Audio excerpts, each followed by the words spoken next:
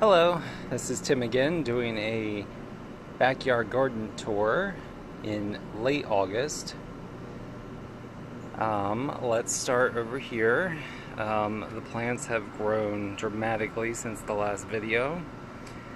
We'll start with this passion flower, which unfortunately is not blooming, and I don't know if it will bloom this year, but I am hopeful that it will winter over in our zone, and next year we will have some flowers. Moving on over here, I'm just going to do a quick scan. As you can see, it is very crowded now. Almost too crowded, where I can almost not find anything. We have a Hosta in the back here that is blooming. I really like this particular one. This is one that my grandma had. Flowers are quite large and actually have a nice scent to them. Right in front of the Hosta is this gigantic elephant here. Let me put my hand here just to try to get a sense of scale. Very large. This is the first year for having this variety. Quite happy with it. Took a little while for it to start growing, but looks very nice now. Just kind of do some peeking underneath some of these leaves.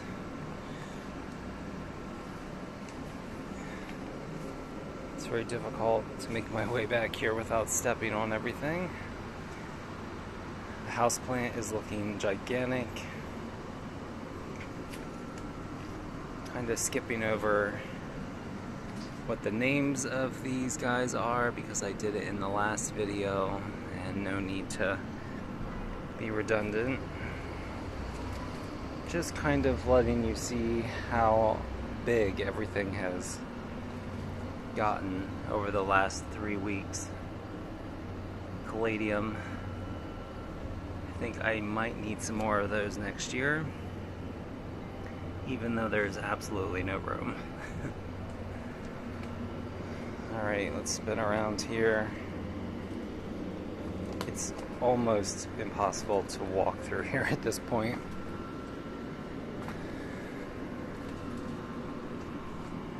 The Heisen bean vine, which is this guy right here, is finally blooming right next to some coxcomb.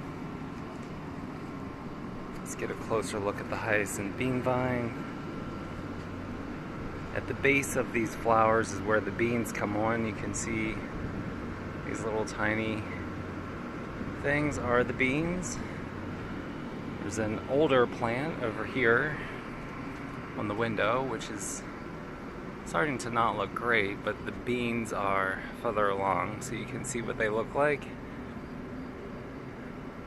They are not edible, but if you leave them on the vine to dry out, you can save the seeds and plant for next year. Got a pepper plant with some little green peppers, I guess. I do not know the official name of that.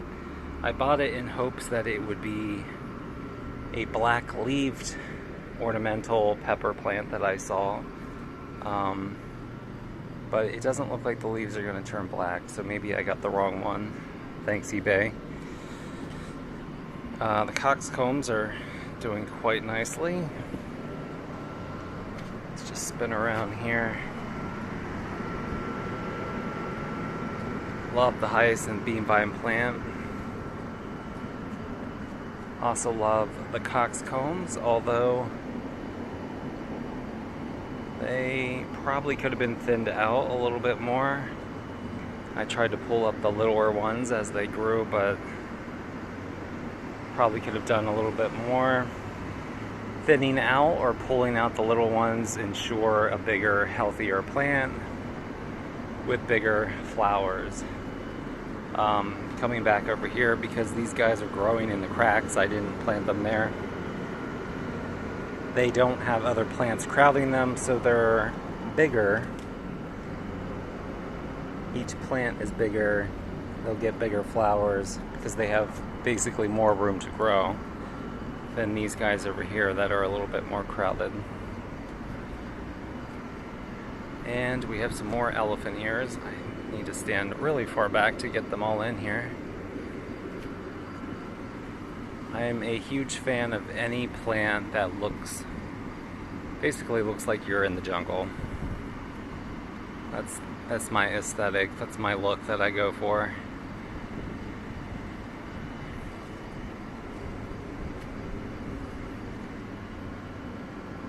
So things are past their peak. They're starting to look a little long and maybe getting ready to, die off soon. But this is what the garden is currently looking like. I'll have to do a future video where I pull or dig these elephant ears out of the ground and prepare them for winter. It's one, I guess, disadvantage, depending on whether or not you like to do it, is the elephant ears have to be dug out of the ground each year and stored. And after an entire season of growing, they do have quite large roots and require a good amount of effort to get them out of the ground. Here, we'll come down below here and say hello to the gnome, the mushrooms.